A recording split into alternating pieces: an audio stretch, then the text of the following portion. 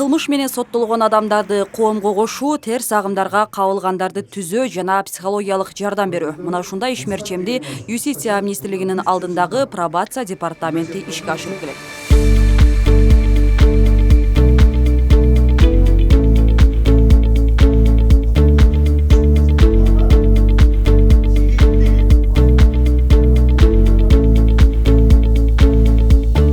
Пробация Кыргызстан үчүн жаңы институт. 2019-жылы негизделген департамент соттолгон адамдарды кардар деп жумшак атайт. Анча оор эмес кылмыш жасагандарды темир тор артына кармабай туруп, кайра социалдаштыруу, туура эмес агымдарга азгырылгандарга оң багыт берүү, психологиялык жардам көрсөтүү пробациянын иши. Бул деген аларды биринчиден үй бүлөсү менен мамилени жакшыртуу. Себеби адам ошундай сот жоопкерчилигине тартылгандан кийин кээ бирки үй бүлө мүчөлөрү туура эмес кабыл алат. Анан аларды мындай кемсинтет, сен соттолгонсуң, сен уже как-то мындай адам катарына кошулбайсың, сен уже экинчи сорттогу адам болуп калдың дегенге чейин барган учурлар болот да, ушундай катталган да бизде. Ошоңо биринчи бул ошо үй бүлө менен мүчөлөрү менен мамилени жакшыртуу, мамиле түзүү. Учурда экстремисттик мүнөздөгү анча оор эмес иштери боюнча соттолгон 138 жаран пробация органдарында каттоодо турат. Аларга департамент психологиялык жардам көрсөтүүгө да өзгөчө басым жасайт. Себеби соттолгон жана кылмышка аралашып калгандар депрессияга дуушар болушат. Мындайда пробациянын негизги максаты кардарлардын психологиялык абалын жакшыртууга багытталат. Аялдар келген учурларда мисалы ушундай жалгыз бой энелер бар. 2 баласы менен калган, 3 баласы менен калган. Себеби соттолгондон кийин аларды кээ бир учурларда күйөөсү ушундай ажырашып, аны балдары менен жалгыз таштап коет. Ошол учурларда дагы аларга жалгыз бой энелерге пособие чыгарып берүү дагы биздин милдеттерге кирет да. Эксперттер терс агымдарга аралашуу жана үй бүлөлүк зордук зомбулуктардын катталуусу бир нече факторлорго байланыштуу дешет. Саясий, социалдык, экономикалык жана жеке турмуштагы урунттуу окуялар себеп болуусу ыктымал. Ага жараша пробация кызматкерлери кардарларга кандай негизде көмөк көрсөтүүсү зарылдыгын үйрөтүү үчүн тренингдер уюштурулууда. Кезектегиси Ош шаарында өткөрүлдү.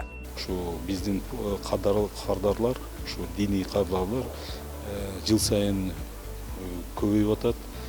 Былтыр 100 киши болсо, уже быйыл 150дөн ашып калышты. Күн сайын алар менен иш жүрүш керек, себеби алар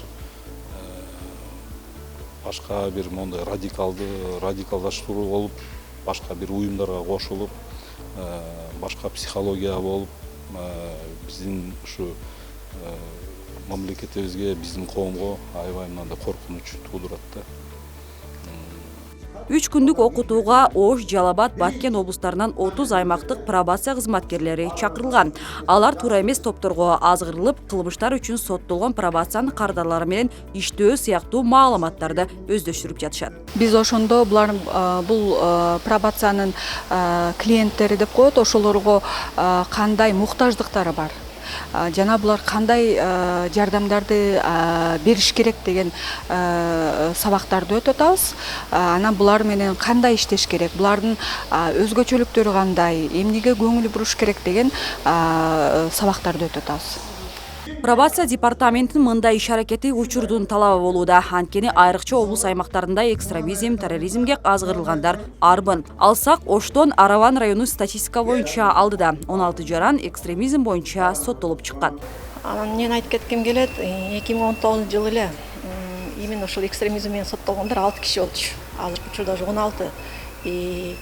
Досудебный пробацияда, сотко чейинки пробацияда дагы бир 7-8 кишинин иши каралып атат да.